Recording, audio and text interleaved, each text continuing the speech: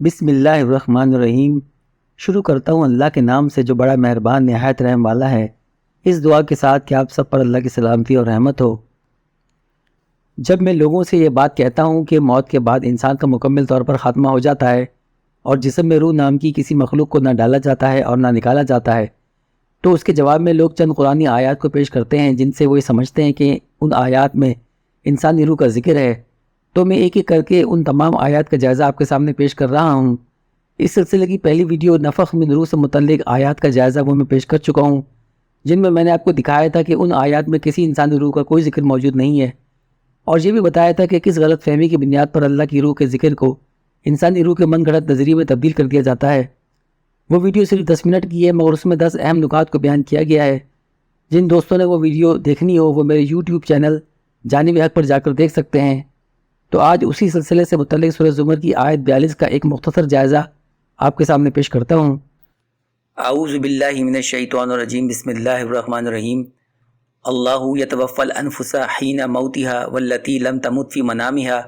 فیمسک التی قضی علیہا الموت ویرسل الاخری الی اجل مسمی ان فی ذلک لآیات لقوم یتفکرون۔ ترجمہ ڈاکٹر اسرار احمد۔ اللہ قبض کر لیتا ہے جانوں کو ان کی موت کے وقت، اور جن کو موت نہیں آئی ہوتی ان کو بھی ان کی نیند کی حالت میں، تو جس کی موت کا وہ فیصلہ کر چکا ہو اس کو اپنے پاس روکے رکھتا ہے اور دوسروں کو واپس بھیج دیتا ہے ایک وقت معین تک کے لیے۔ یقیناً اس میں نشانیاں ہیں ان لوگوں کے لیے جو غور و فکر سے کام لیتے ہیں۔ یہاں میں سب سے پہلے آیت کے آخری حصے کی طرف آپ کی توجہ لے جانا چاہوں گا، کیونکہ بعض لوگ یہ سمجھتے ہیں کہ روح، نفس، موت جیسے معاملات پر بات کرنا وقت کا ضیاع ہے، مگر یہاں تو اللہ تعالیٰ فرما رہا ہے کہ بے شک اس میں غور و فکر کرنے والوں کے لیے نشانیاں ہیں، اور اس طرح کی آیات اب تو اور بھی زیادہ قابل غور ہو گئی ہیں کہ بہت سا جھوٹ ان کے ساتھ منسلک کر دیا گیا ہے، اور اس کے لیے ان آیات کے الفاظ کا کہیں ترجمہ بدل دیا جاتا ہے اور کہیں ان کا مفہوم۔ تو آج میں اس آیت کے روایتی ترجموں اور مفہوم کی غلطیوں کو واضح کروں گا تاکہ اس آیت کا صحیح مفہوم ہمارے سامنے آ سکے۔ غلطی نمبر 1، علماء حضرات اس آیت میں پہلی غلطی یہ کرتے ہیں کہ اس آیت کو روح کے متعلق ٹھہراتے ہیں، جبکہ یہاں روح کے بجائے نفس کا لفظ موجود ہے۔ گو کہ کثیر علماء یہاں نفس کا ترجمہ جان لکھ دیتے ہیں، مگر اشارہ ان کا بھی انسانی روح کے متعلق ہی ہوتا ہے، اور لفظ نفس کے یہ دونوں ہی ترجمے غلط ہیں۔ بہتر ہوتا کہ علماء حضرات لفظ نفس کا ترجمہ ہی نہ کرتے،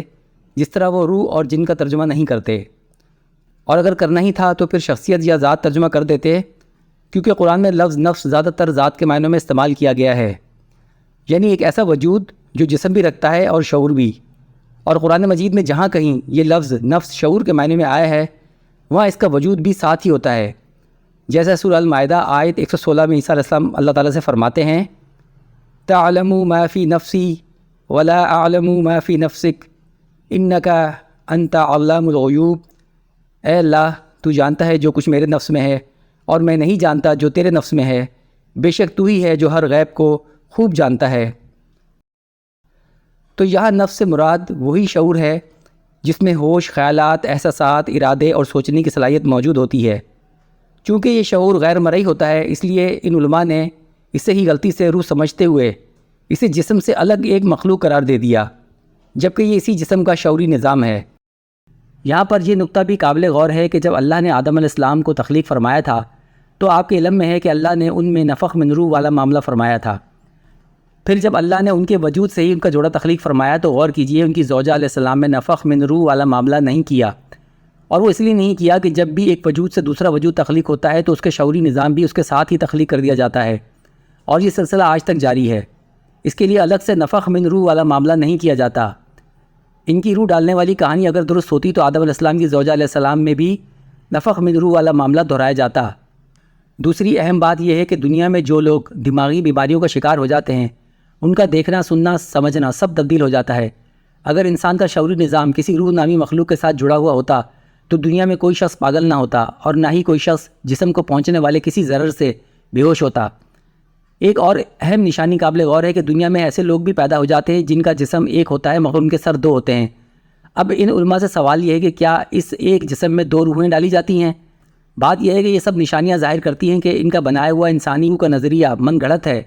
اور انسانی جسم کا شعوری نظام اسی جسم میں موجود دماغ کے نظام کا ایک حصہ ہوتا ہے۔ اگر کسی جسم میں دو سر یعنی دو دماغ ہوں گے تو اس میں محسوس کرنے والے شعوری نظام بھی دو ہی ہوں گے۔ غلطی نمبر 2، اس آیت میں لفظ توفا 2 ایسے افراد کے لیے بیان ہوا ہے جن میں سے کوئی مردہ نہیں ہے، یعنی سویا ہوا اور حالت نزا والا، یہ دونوں افراد ابھی زندہ ہیں۔ آپ نوٹ کیجئے کہ یہ لوگ عیسیٰ علیہ السلام کے تعلق میں اس لفظ توفا کے معنی کرتے ہیں، انہیں پورا لے لیا گیا، یعنی ان کے مطابق ان کی روح اور جسم دونوں اٹھا لیے گئے۔ مگر سورہ زمر کی اس آیت میں چونکہ حالت نزا اور حالت نیند والے دونوں اشخاص کے جسم سامنے موجود ہیں، تو پھر اس وجہ سے انہیں توفا کا ترجمہ تبدیل کرنا پڑتا ہے، جیسا کہ آپ اسکرین پر دیکھ سکتے ہیں کہ یہ لوگ اس آیت میں توفا کا ترجمہ کرتے ہیں قبض کرنا۔ وہ جو ایک مثال ہے کہ چور چوری سے جائے، ہیرا پھیری سے نہ جائے، تو یہاں پر ایک ایسے معنی کر دیے جاتے ہیں جو ہمارے ہاں اردو میں رائج ہی نہیں ہے، تاکہ اس کی آڑ میں روح کے نکالنے کا چکر چلا سکیں۔ قبض عربی زبان کا لفظ ہے، اس کا مطلب قبضے میں لے لینا، گرفت میں لینا یا کسی پر مسلط ہونے کے ہیں۔ اور دوسری بات کہ توفا کرنے اور قبض کرنے میں ایک بڑا فرق بھی موجود ہے۔ قبض کرنے میں یہ مفہوم بھی لیا جا سکتا ہے کہ کسی کو قابو کر کے کہیں لے جایا جائے، لیکن توفا کے معنوں میں لے جانے کا مفہوم شامل نہیں ہوتا۔ اس کے معنی صرف قابو کرنا، بے بس کر دینا، یعنی کسی کو اس کے اختیارات اور صلاحیتوں سے محروم کر دینا ہوتا ہے۔ تو اسی وجہ سے یہ لفظ موت کے لیے بھی استعمال ہوتا ہے، کیونکہ موت میں بھی انسان کو سارے اختیارات اور صلاحیتوں سے محروم کر دیا جاتا ہے۔ مگر یاد رہے کہ توفا کے اصل معنی موت نہیں ہیں۔ دوستو، جب میں لوگوں کو توفا کے یہ معنی بتاتا ہوں تو مجھے کہا جاتا ہے کہ توفا کے معنی تو ہوتے ہیں پورا لینا، یہ اتنا بڑا چکر ہے جو ان کی طرف سے چلایا جاتا ہے۔ اس چکر سے نکلنے کے لیے آپ کو یہاں پر عربی گرامر کا ایک اہم نقطہ سمجھنا ہوگا۔ عربی زبان میں ایک سہ حرفی مادہ ہوتا ہے جسے روٹ ورڈ بھی کہتے ہیں، پھر اس روٹ ورڈ میں الگ الگ باب ہوتے ہیں، پھر ان میں الگ الگ مصادر ہوتے ہیں۔ بعض لوگ غلطی کرتے ہوئے روٹ ورڈ سے معنی اخذ کرتے ہیں، جو کہ بالکل ہی غلط طریقہ ہے۔ معنی ہمیشہ مصدر کے تعلق میں لینے چاہیے۔ مثال کے طور پر ایک روٹ ورڈ ہے زال کاف رے، اس میں مختلف مصادر ہیں، مثلا ایک مصدر ہے ذکر جس کے معنی یاد کرنا، اور دوسرا مصدر ہے تذکیر جس کے معنی کسی کو نصیحت کرنا ہے۔ تو اس طرح مصدر کے حساب سے معنوں میں تبدیلی ہو جاتی ہے۔ اب جس توفا کی یہ بات کر رہے ہیں اس کا مصدر ہی الگ ہے، یعنی کہ توفیہ، جس کے معنی ہوتے ہیں پورا دینا، جیسا کہ آپ اسکرین پر یہ قرآنی آیات دیکھ سکتے ہیں۔ دوسری بات کہ میں جس توفا کی بات کر رہا ہوں اس کا مصدر توفیہ نہیں توفی ہے، جس کے معنی وہی ہوتے ہیں جو میں نے آپ کو بتائے۔ مگر عربی کی بڑی لغات پر چونکہ ان علماء کا ہی قبضہ رہا ہے، تو انہوں نے وہاں پر توفا کے معنی روح نکالنا، روح قبض کرنا یا پھر پورا لینا کر دیے۔ مصدر توفیہ کے الفاظ دیکھنے میں اس توفا والے الفاظوں سے ملتے جلتے بھی ہیں، تو اس کا بھی فائدہ اٹھا کر لوگوں کو یہ جھانسا دیتے ہیں کہ توفا کے اصل معنی ہی یہ ہے کہ پورا لینا۔ مگر جھوٹ پھر جھوٹ ہوتا ہے، بالآخر پکڑا جاتا ہے۔ اگر پورا لینا اس کا ترجمہ تھا تو پھر قبض کرنا ترجمہ کیوں کیا؟ پھر کر دیتے یہ ترجمہ کہ اللہ نفوس کو پورا نکال لیتا ہے۔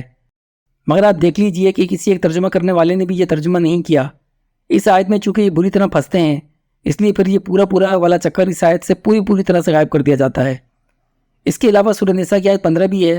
وہاں بھی آپ دیکھ سکتے ہیں کوئی ترجمہ کرنے والا پورا لینے والا ترجمہ نہیں کرتا۔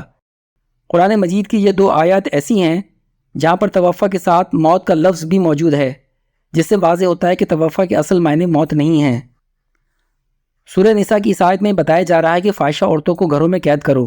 یہاں تک کہ موت ان پر قابض ہو جائے یا انہیں قابو کر لے۔ تو جس طرح یہ آیت توفا کا یہ مفہوم واضح کر رہی ہے، تو یہی مفہوم سورہ زمر کی اس آیت میں بھی بیان ہو رہا ہے کہ اللہ تعالیٰ نزا اور نیند دونوں حالتوں میں نفس کو اس طرح قابو کر لیتا ہے کہ ان سے ان کے جسموں پر جو اختیار انہیں حاصل تھا وہ ان سے چھین لیتا ہے۔ اسی مفہوم کو ڈاکٹر اسرار احمد صاحب اپنے الفاظ میں یوں بیان کرتے ہیں: نیند کی کیفیت میں انسان کا فہم و شعور، اختیار و ارادہ سلب کر لیا جاتا ہے مگر روح موجود رہتی ہے۔ تو ڈاکٹر صاحب کے حساب سے بھی توفا کی حالت میں انسان کا اختیار و ارادہ اسے چھین لیا جاتا ہے، البتہ شعور تھوڑا بہت رہتا ہے کیونکہ انسان اسی کی وجہ سے شور سن کر جاگ جاتا ہے، اور یہی وہ کیفیت ہے جو نزا کی حالت میں مبتلا ہو جانے والے شخص کی بھی ہو جاتی ہے۔ مگر افسوس کہ اکثر علماء نے توفا کے اس مفہوم پر غور کرنے کے بجائے اسے روحیں نکالنے کی کہانی بنا کر رکھ دیا۔ ڈاکٹر اسرار احمد کی طرح چند علماء ایسے بھی ہیں جو نیند کی حالت میں روح کے نکلنے کے قائل نہیں، جیسے مولانا سرفراز خان صفدر صاحب اپنی تفسیر ذخیرۃ الجنان میں لکھتے ہیں: ان کی روح کا تعلق بدن کے ساتھ اس طرح کا نہیں ہوتا جس طرح بیداری میں ہوتا ہے۔ گو روح باقاعدہ بدن میں ہوتی ہے، وہ سو رہا ہوتا ہے، روح اندر سے نکلتی نہیں ہے، نبض بھی چل رہی ہے، کھانا بھی ہضم ہو رہا ہے، سانس بھی لے رہا ہے، لیکن وہ تعلق جو بیداری میں تھا وہ نہیں ہے۔ یہاں پر آپ نے دیکھا کہ وہ فرما رہے ہیں کہ روح بدن میں ہوتی ہے، باہر نہیں نکلتی، جس سے ثابت ہوتا ہے کہ بعض علماء بھی جانتے ہیں کہ توفا کا مطلب روح نکالنا نہیں ہوتا۔ مگر جو لوگ کہتے ہیں کہ نہیں جناب، سوئے ہوئے شخص کی روح بھی نکل جاتی ہے، تو پھر ان کو ایک سوال کا سامنا بھی کرنا پڑتا ہے کہ آپ علماء کا یہ نظریہ ہے کہ روح نکلنے سے موت واقع ہو جاتی ہے، تو پھر سوئے ہوئے شخص کی اگر روح نکل جاتی ہے تو پھر اس کی موت واقع کیوں نہیں ہوتی؟ اب اس سوال کا نہ تو ان کے پاس قرآن سے کوئی جواب تھا اور نہ کسی حدیث سے، لہٰذا خود سے ہی ایک سائنس گھڑتے ہوئے ایک انسانی جسم میں دو روحوں کا نظریہ پیش کر دیا، جیسا کہ اہل حدیثوں کے مشہور عالم مولانا عبد الرحمن کیلانی فرماتے ہیں، روح کی دو قسمیں ہیں، ایک روح حیوانی جس کا تعلق دوران خون سے ہوتا ہے اور یہ نیند کی حالت میں جسم کے اندر موجود رہتی ہے، دوسری روح نفسانی یا نفس ناطقہ ہے جو نیند یا خواب کی حالت میں بدن کو چھوڑ کر سیر کرتی پھرتی ہے اور ہر طرح کے واقعات سے خواب میں ہی دوچار ہوتی رہتی ہے، اسی روح کو اللہ تعالیٰ مخاطب فرماتے ہیں۔ لیکن ان کے اس جواب سے پھر مزید دو سوال کھڑے ہو جاتے ہیں۔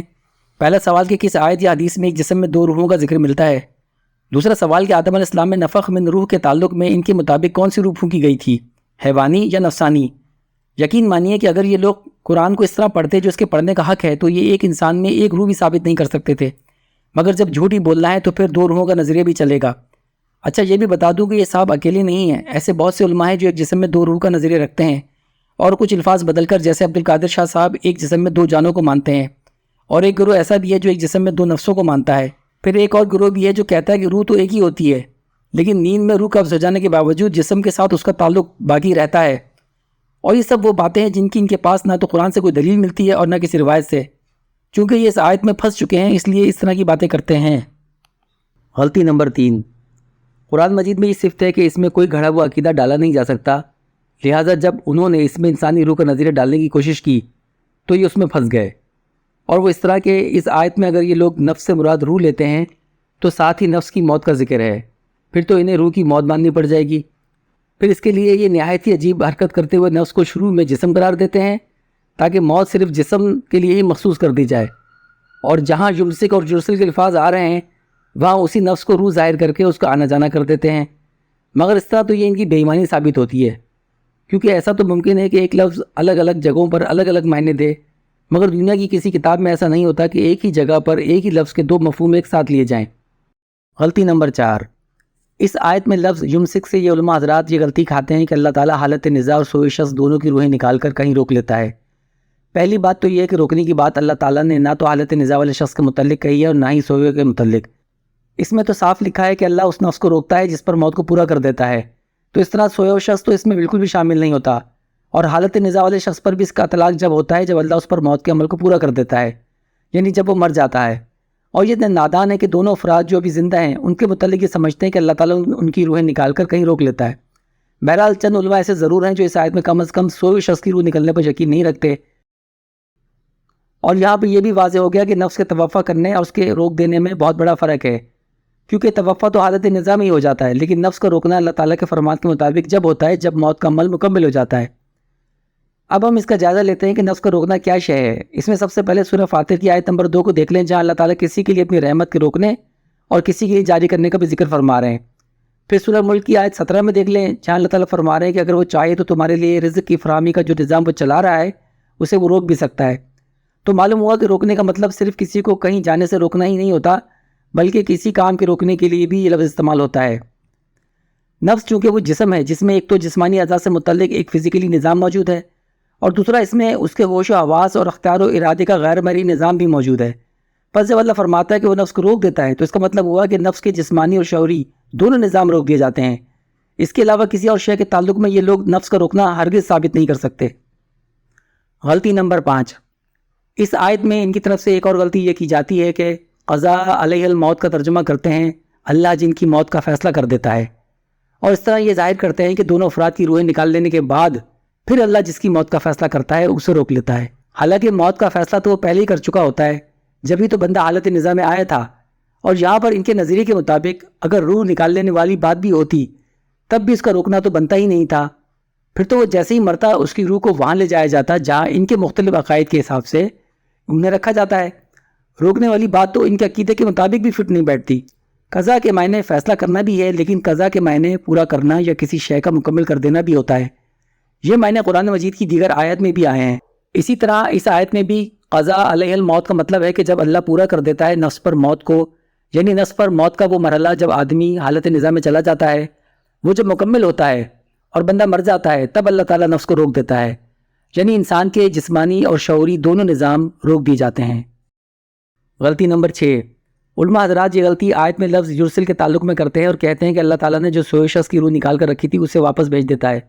پہلی بات تو یہ کہ اس آیت میں نہ روح کا ذکر ہے، نہ روح کے نکالنے کے لیے کوئی لفظ موجود ہے۔ پھر علماء خود اس آیت میں نفس کو جسم مانتے ہیں۔ اگر آپ کو یقین نہیں تو آپ یہ آیت دکھا کر کسی عالم سے پوچھ لیں کہ یہاں نفس کی موت سے کیا مراد ہے، وہ یہی کہے گا کہ جسم کی موت۔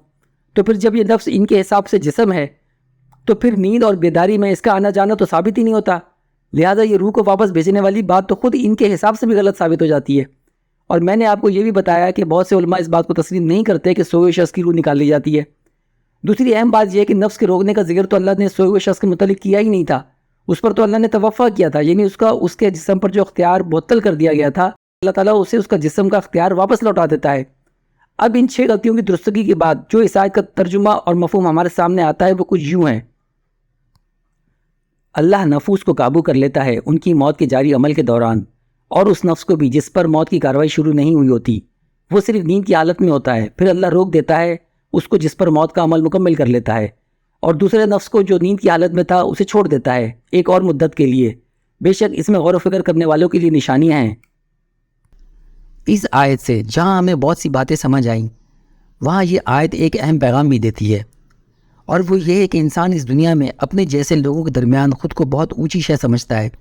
اور جہاں اسے تھوڑا سا اختیار دے دیا جائے تو پھر لوگوں پر ظلم کرنے لگ جاتا ہے۔ مگر نیند کی حالت میں اس کے ساتھ کیا ہوتا ہے؟ اس کا دوسروں پر کیا اپنے ہی جسم پر سے اختیار ختم ہو جاتا ہے۔ تو ایسوں کے لیے یہ ایک واضح پیغام ہے جو جاگتے ہوئے میں خدا سے غفلت اختیار کی ہوئے زندگی گزارتے ہیں کہ اللہ تم سے دور نہیں ہے، وہ روزانہ تم پر قابض ہو جاتا ہے، یعنی تمہارے اختیارات کو چھین لیتا ہے،